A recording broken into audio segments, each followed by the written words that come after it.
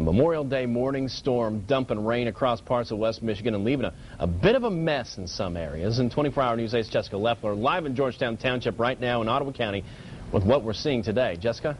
Brett, we're near the corner of Port Sheldon and 28th, and take a look at this twisted mass of steel and metal. As you can see, this greenhouse was completely flattened by the wind. We're at Zanstra's Farms here on Port Sheldon, and we want to take you about 30 yards over to the side. You can see that a tree was completely uprooted near a bank. We've driven up and down Port Sheldon and saw several trees that had huge branches snapped off. Neighbors tell us that many are without power in this area, and we called Consumers Power.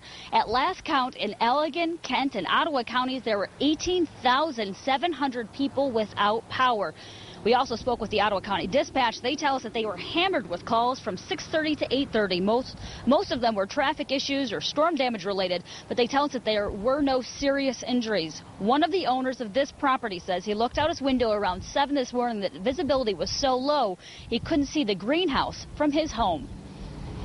Like I said, I couldn't see 20 feet out my window. It was a sheer white from the rain, the wind blowing, and I could see the stuff blowing by my window.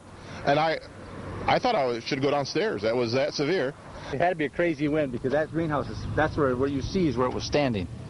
And it just like somebody sat on it. Yeah. Wow. I mean, and that's metal, and it was tied to the ground when he had spikes drilled in the ground 38 inches, and they're done. We're going to continue to track the storms and the damage across West Michigan, but for now we're live in Georgetown Township. I'm Jessica Leffler, 24-hour News 8. Back to you, Brett. Well, that early morning lightning sparked a small fire at a Kent County apartment complex. Fire crews called to the 3900 block of Yorkland at York Creek Apartments in Comstock Park about 7:20 this morning. They say lightning struck a vent pipe there on the roof of one of the apartments and caused some insulation to catch on fire. Firefighters say it was caught early enough and they were able to put that fire out. No major damage.